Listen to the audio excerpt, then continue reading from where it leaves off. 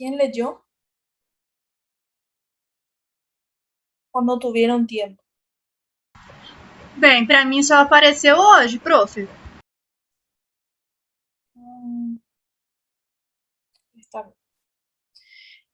Entonces, para estudiar coma, tienen que recordarse un poquitito de las bases anatómicas. ¿Ustedes se recuerdan cómo ocurre el funcionamiento del cerebro? ¿Se acuerdan?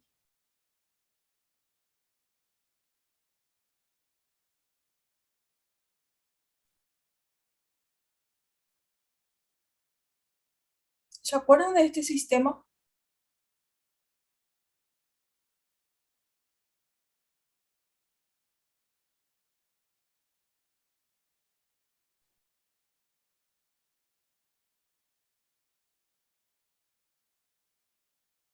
¿Quién se recuerda?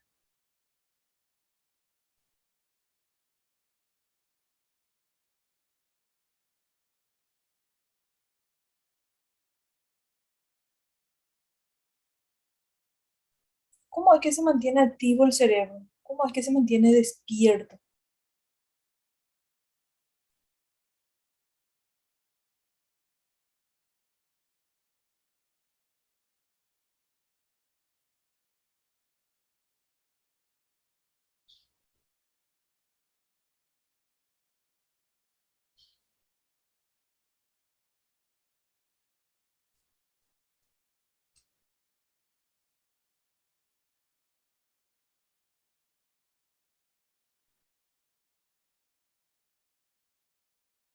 Por los impulsos nerviosos.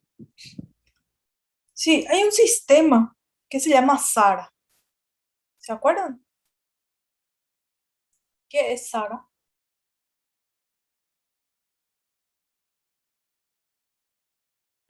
Sistema de ativação. Sí, correcto. Entonces el SARA es el sistema de activación reticular ascendente y se encuentra justamente aquí a nivel del tronco cerebral. ¿Y qué es lo que hace? Recibe el estímulo de toda la periferia, entonces a través de las vías aferentes, a través de todos los sentidos, entonces llegan hasta este sistema ascendente sistema activador ascendente, y desde aquí estas fibras, entonces, ¿qué es lo que hace? Llegan hasta la corteza cerebral. Pasa entonces, todas estas vías pasan por el tronco, pasan por el tálamo y luego llega a la corteza cerebral. Entonces, para mantenernos despiertos, activos, este sistema tiene que estar en conexión y tiene que estar en funcionamiento. ¿Y qué pasa cuando hay coma? Justamente este sistema es lo que no está en buen funcionamiento, ya sea este sistema a nivel del tronco o una de las vías que llegan hasta la corteza cerebral. Y ese se llama entonces, se abrevia como SARA, que es el sistema activador reticular ascendente. Entonces la conciencia, para que digamos que el paciente tiene que, o que la persona tiene conciencia, tiene que estar despierto y tiene que darse cuenta de todo lo que ocurre a su alrededor. Para hablar de conciencia tenemos que recordar que hay eh, dos mecanismos de la conciencia a tener en cuenta, que son el nivel de la conciencia y el contenido de la conciencia. Cuando hay entonces alteración del nivel de conciencia, los estados de conciencia que pasa ese paciente es estupor, obnubilación, somnolencia y el más profundo, el más grave, que es coma. Entonces es el grado de alerta que presenta el individuo y su capacidad de reaccionar ante ser estimulado. Esto es lo que uno tiene en cuenta, es el nivel de conciencia. Donde se encuentra mayormente su centro, en la zona del mesencéfalo continuo y en las proyecciones del diencéfalo y la corteza. Entonces, si yo tengo una lesión a este nivel, ¿qué es lo que voy a tener? Voy a tener disminución o alteración del nivel de conciencia de esa persona. Y si yo tengo alteración del contenido, que es el otro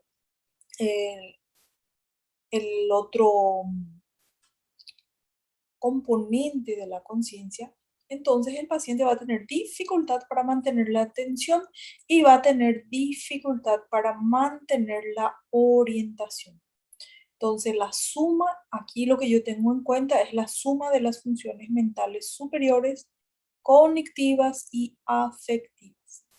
Entonces, un paciente que tiene alteración del contenido va a presentar entonces confusión, va a presentar delirio, el paciente no va a responder correctamente las preguntas. ¿Por qué? Porque él va a tener alteración del contenido de conciencia.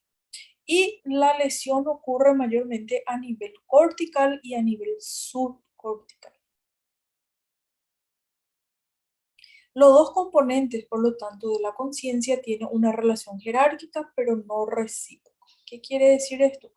Que el paciente puede estar, por ejemplo, despierto, puede estar vigil, pero el contenido de su conciencia está alterado. Entonces el paciente está vigil, pero no está consciente. Esto, el contenido no puede darse sin vigilia. Sin embargo, la vigilia puede estar presente, pero con ausencia del contenido. Entonces, el paciente puede estar vigil, es decir, abre sus ojos, pero puede estar inconsciente. ¿En quiénes vemos estos? En las personas que tienen, por ejemplo, ¿cómo se llama? Alguien que está, pero que no responde a nada, a ningún estímulo, pero está con sus ojos abiertos. ¿Cómo se le llama a esas personas? Sonámbulos. No. Postraumatismo, por ejemplo, la persona pasa Estado que Em vegetativo. coma? es exactamente estado vegetativo. Una vez que ya supere el coma, esa persona va a estar vigil, es decir, va a abrir sus ojos, pero no va a responder a ningún estímulo. Entonces, a eso se le conoce como estado vegetativo. Entonces, está vigil, pero no está consciente.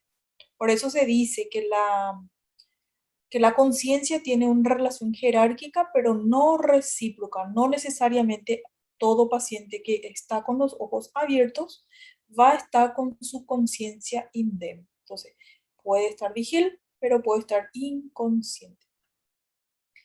El nivel de conciencia va a estar constituido entonces por el estímulo necesario que se requiere para obtener una respuesta significativa. Para que esto ocurra, entonces el sistema activador reticular ascendente tiene que estar indemne. ¿Cuál es la etiología del coma? Tiene varias etiologías. Se puede producir entonces por diversas causas. Por ejemplo, si hay una injuria cerebral primaria, ¿qué puedo tener? Una lesión en el hemisferio, ya sea bilateral o difusa.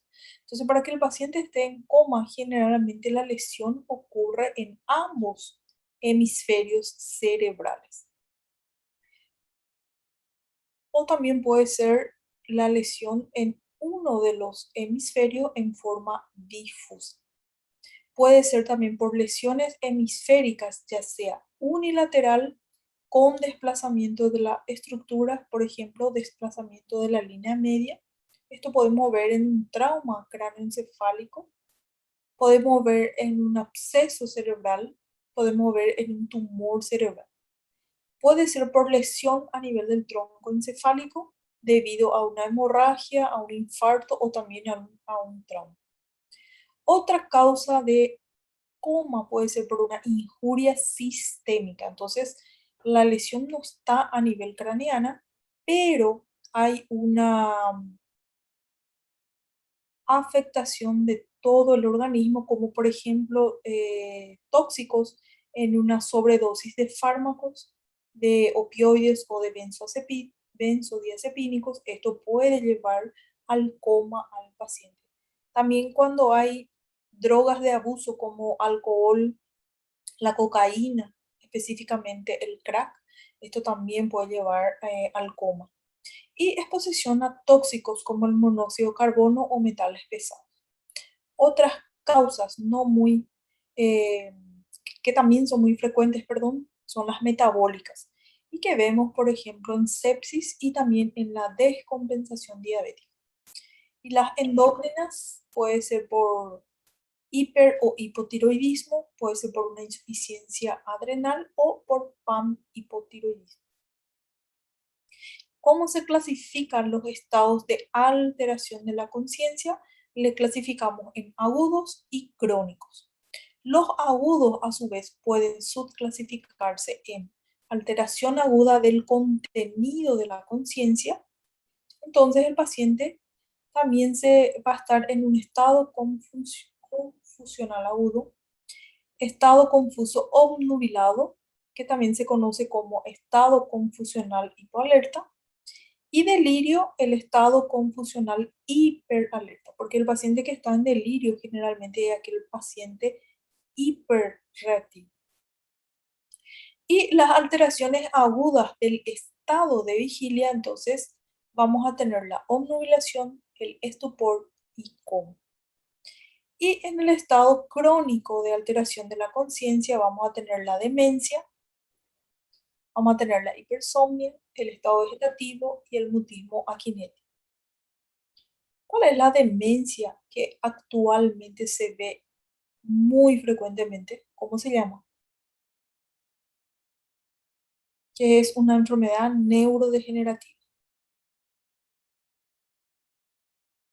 Alzheimer. Alzheimer, exactamente. Hoy en día, entonces, está muy alta esta enfermedad de Alzheimer. ¿Cuál es por qué les parece? ¿Qué es lo que causa el Alzheimer?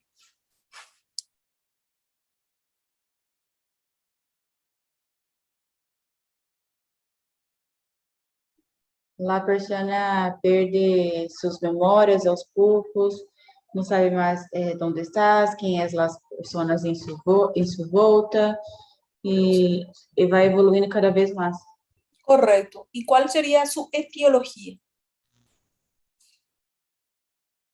¿Qué es lo que causa? La Seria falta de hereditário? dopamina, doutor?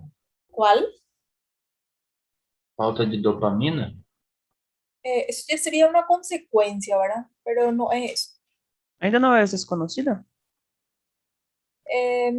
Más o menos. Seria a idade? É genético, não é, o Alzheimer? No, no es genético, no es por la edad. Um ¿Ustedes trauma? sabían? Tampoco. ¿Ustedes La sabían área de mielina. cómo? ¿Ustedes saben que también se le conoce como diabetes tipo 3 a la enfermedad de Alzheimer? Não, doutor.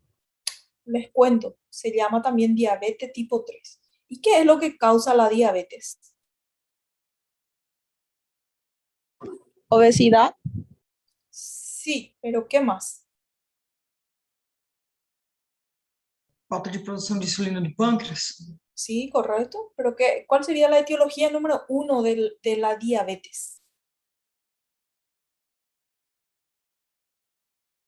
¿Por qué una persona se queda diabética? Uma alimentação? Exactamente, por la mala alimentación. Ustedes saben que la diabetes es una enfermedad nutricional crónica y no genética. Tiene que ver la genética, pero la mala alimentación del adulto es lo que le lleva a una persona a ser diabética. Y también la enfermedad de Alzheimer, que se conoce como diabetes tipo 3, también la ingesta excesiva de azúcar lleva a producir esta patología. Fíjense ustedes que actualmente vemos muchos casos de enfermedad de Alzheimer que décadas atrás no veíamos en esta frecuencia que estamos viendo hoy en día. Y tiene mucho que ver con la mala alimentación. Ingesta excesiva de azúcar, ingesta excesiva de alimentos que contengan gluten. Entonces tengan en cuenta, queridos alumnos, de no ingerir excesivamente estos dos componentes que se encuentran comúnmente en nuestra alimentación: el azúcar y todo lo que contenga gluten.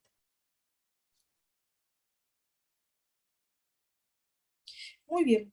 Y el estado de conciencia alterado, entonces, que vamos a estudiar es el coma, estupor, obnubilación y confusión. ¿Quién sabe la diferencia entre cada uno de estos?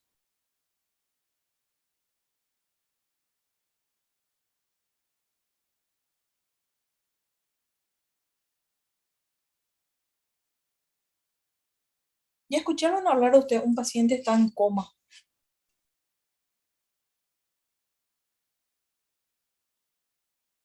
Já. Entonces, coma es la ausencia de respuesta total o casi total a cualquier estímulo. Entonces, el coma es un estado de inconsciencia.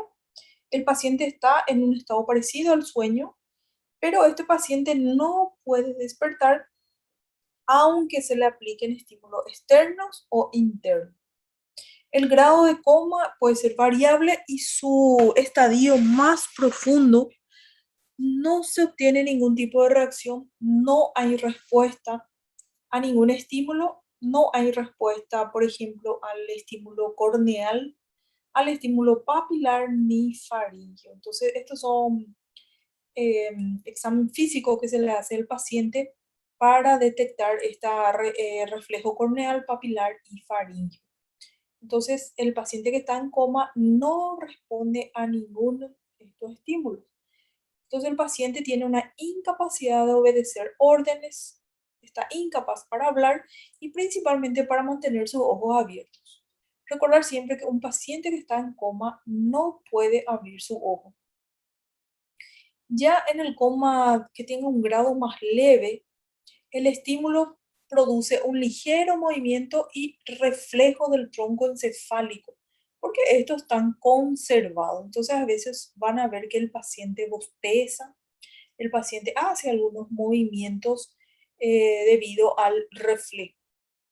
En este estadio, en el coma más leve, también a veces se le llama semicoma o obnubilación. Puede explorarse la mayoría de los reflejos del tronco encefálico que va a estar presente. La frecuencia y el patrón respiratorio también va a variar según la profundidad del coma. Y el término estupor hace referencia a un estado donde el paciente despierta transitoriamente como respuesta a un estímulo, ya sea enérgico y reiterado, pero no puede mantenerse despierto sin ninguna estimulación repetida. Entonces el paciente se encuentra con los ojos cerrados, se le llama por su nombre o se le hace algún estímulo de presión. Entonces el paciente abre sus ojos, responde a la pregunta y luego cierra nuevamente sus ojos. La producción verbal del paciente generalmente no se le entiende, es ininteligible o inexistente. Presenta algunos movimientos como una respuesta a la estimulación nociva y la actividad motora puede ser agitada, estereotipada. La frecuencia del cambio natural de las posturas corporales es menor. Entonces el paciente va a responder, pero de una forma que no se le comprende, no va a decir una palabra claramente dicha, pero va a responder. A diferencia del coma, que el paciente no responde absolutamente nada. Entonces, la obnubilación significa literalmente embotamiento mental o torpeza. Se aplica en pacientes que tienen una reducción leve o moderada del estado de vigilia, porque ese paciente puede ser despierto con estímulo. Ya la confusión se refiere al deterioro de la atención y también comporta un despertar insuficiente para mantener pensamientos y acciones coherentes. Generalmente se dice el paciente está confuso cuando el paciente no responde coherentemente a las preguntas, el paciente no sabe decir correctamente dónde se encuentra y otros datos que se le pregunten. El estado confusional agudo denota muchas veces las situaciones que predominan en la alteración del contenido de conciencia, pero existe también trastorno de la vigilia que determina su identificación. Denota la incapacidad del individuo para poder pensar con claridad, desintegrándose la interacción y la adaptación con el ambiente. Entonces el paciente confuso generalmente está desorientado en tiempo y espacio. Es decir, no sabe responder dónde se encuentra, no sabe responder el día, no sabe responder el tiempo. Si se le pregunta, por ejemplo, sobre el tiempo, la hora, el paciente no puede responder. Y delirio hace referencia al estado de confusión, pero tiene periodo de agitación, tiene periodo de hipervigilia, irritabilidad, alucinación, y también puede alterarse con periodos del nivel de activación cerebral reducida. Generalmente el delirio muchas veces se ve en paciente que tiene psicosis. ¿Cómo se hace el diagnóstico? Por la anamnesis y la exploración física. La exploración neurológica, entonces, hay que tener en cuenta el nivel de conciencia. ¿Cuáles son los dos componentes de la conciencia?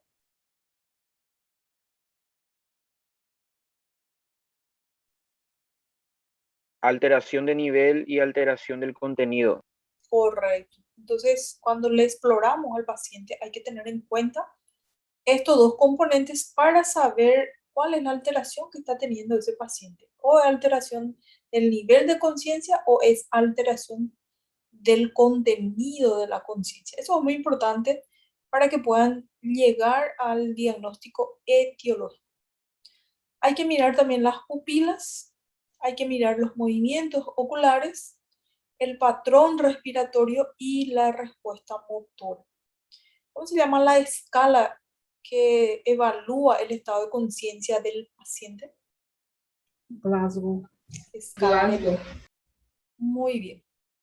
La escala de Glasgow. Entonces, esta escala se tiene en cuenta para saber cómo está el paciente. Entonces, lo que evalúa es la apertura ocular, la apertura verbal, la respuesta motora.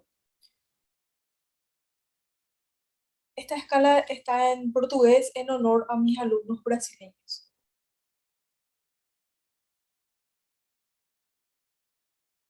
Entonces, la apertura ocular tiene una puntuación de 4.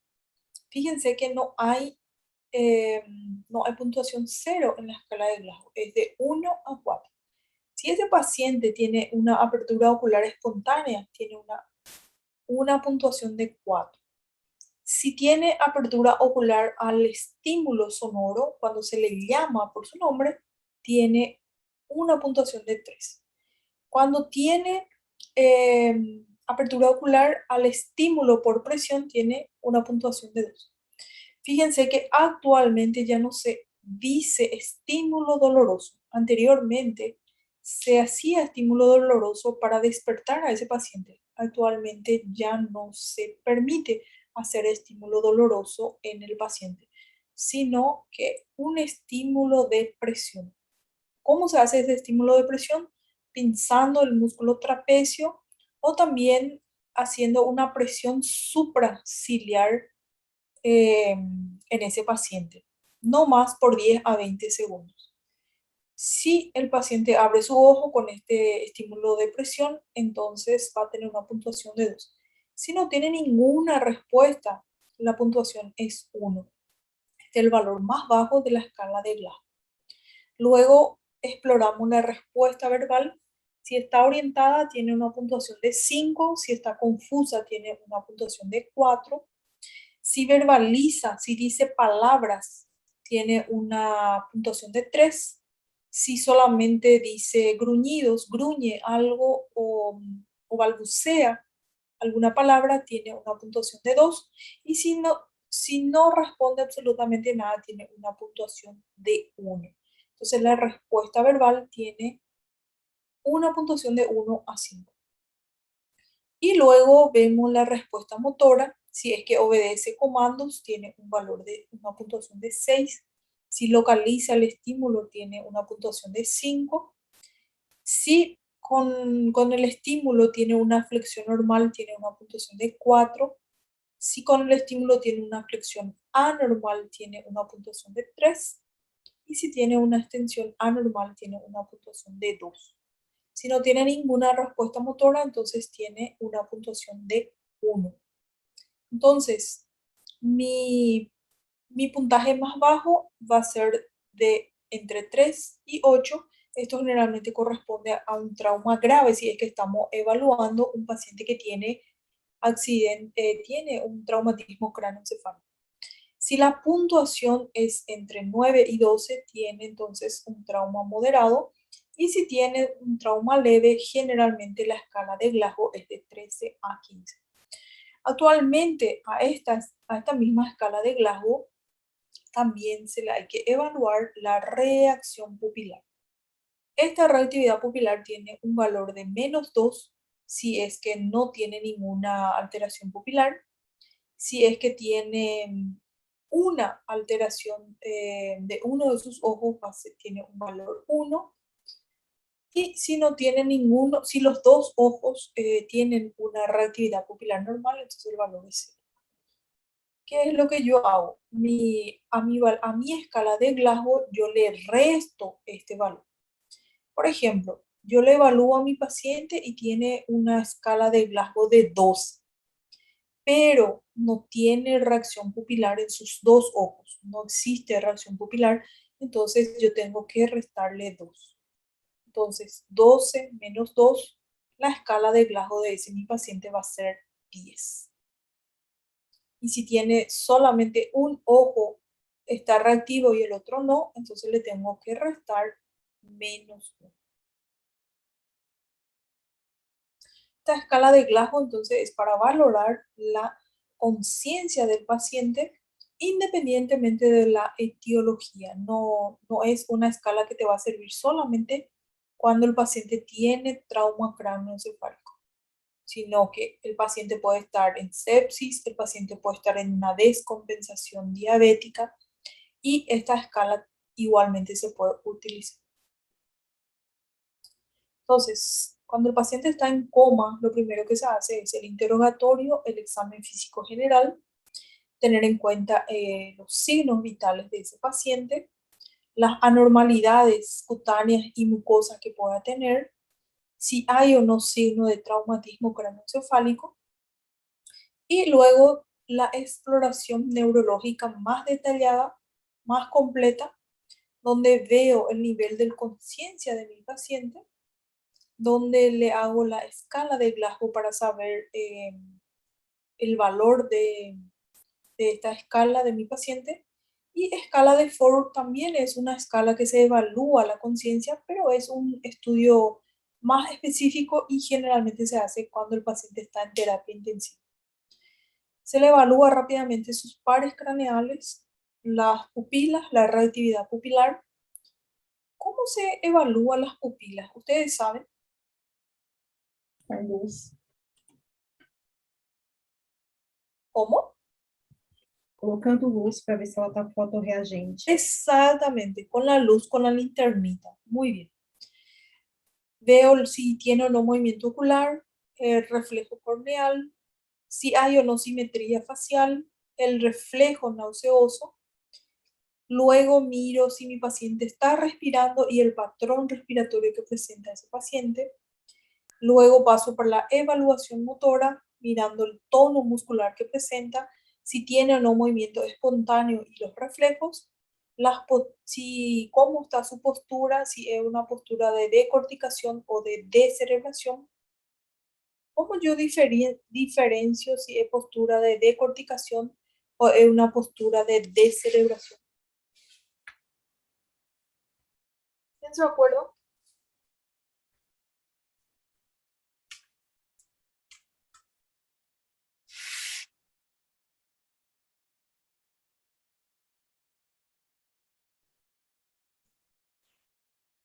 Como, professora? Pregunto, viste que acá tenés que mirar la postura de tu paciente, si tiene una postura de decorticación o una postura de descerebración. ¿Y cómo yo sé que mi paciente tiene descerebración o tiene una decorticación?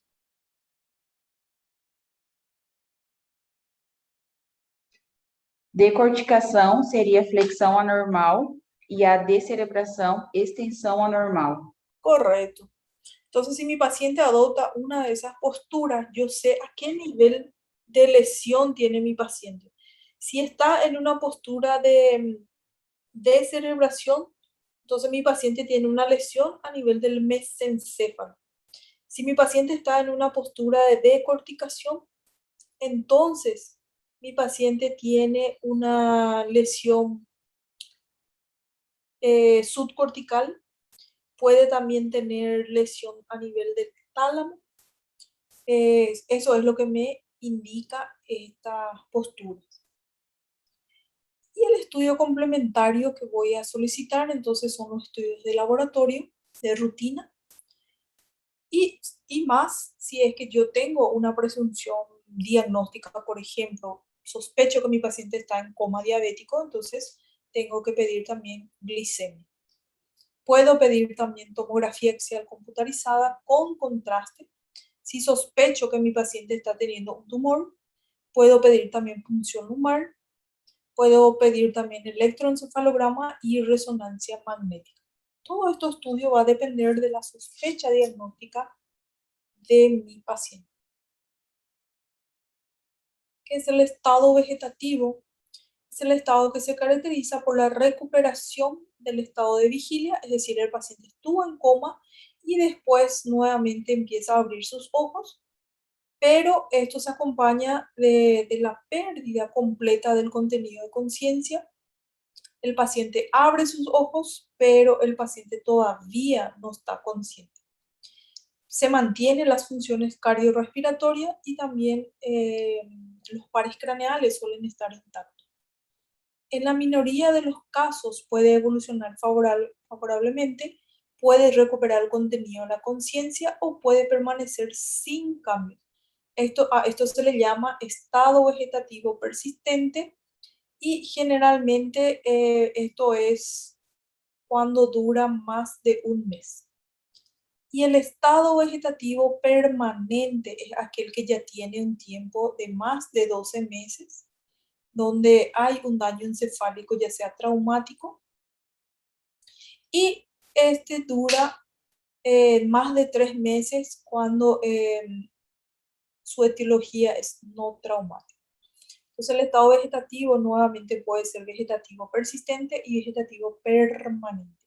Va a depender el tiempo en que que se encuentra el paciente en este estado. También va a depender de su etiología. El estado de conciencia mínima es un estado donde hay alteración global de la conciencia con elementos de vigilia.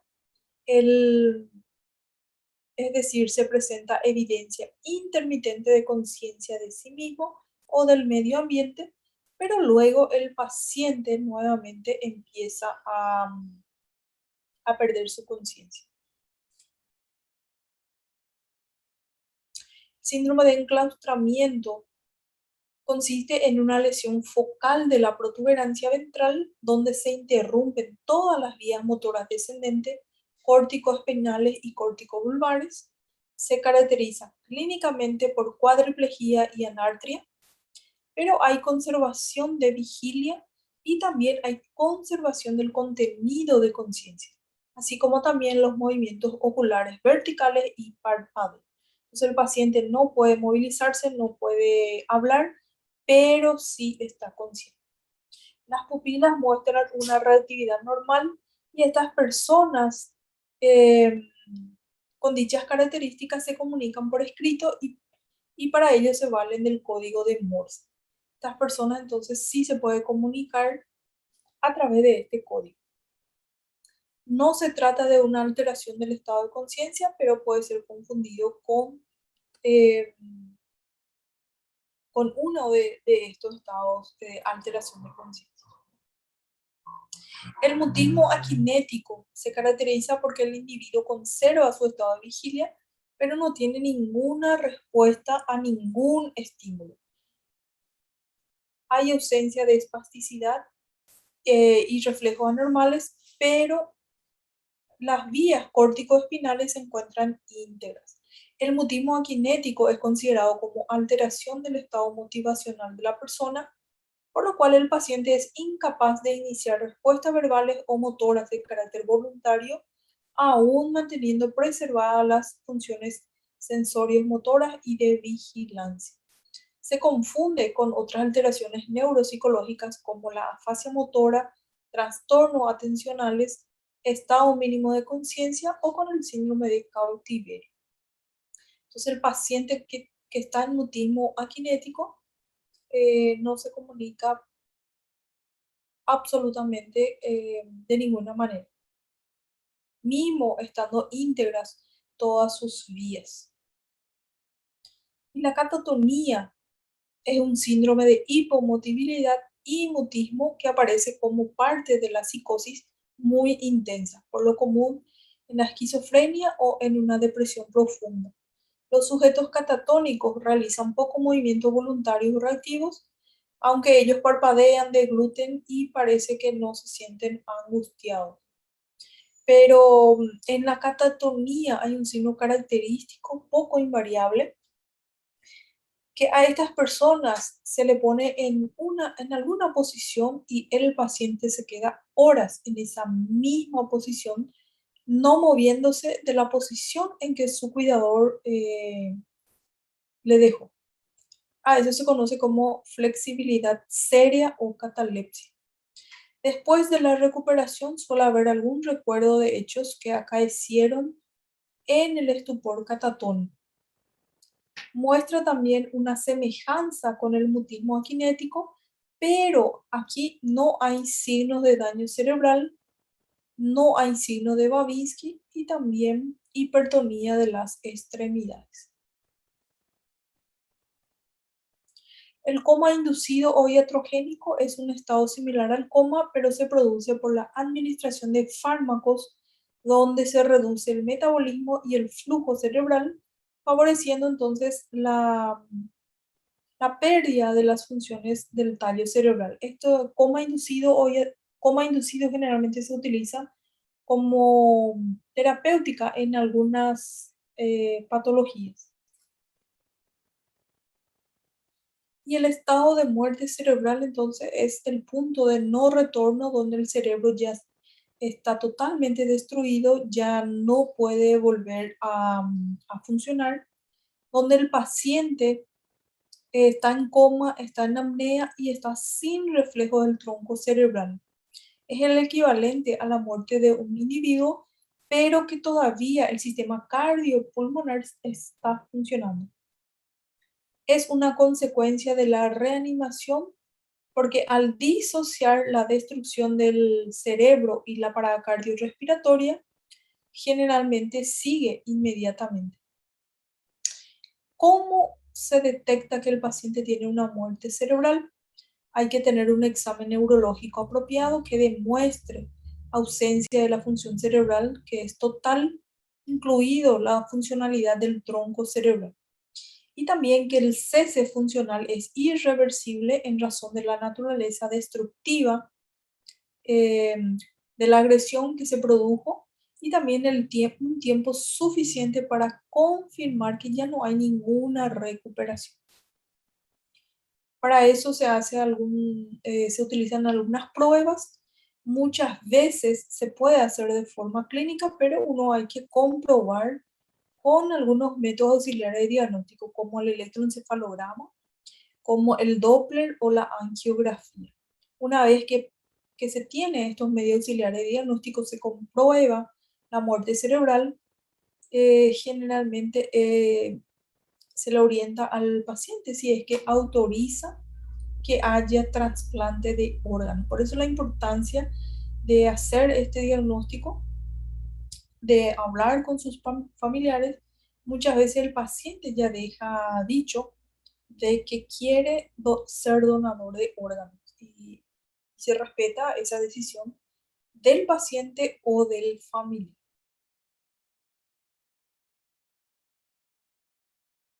Muy bien, ¿alguna pregunta hasta acá?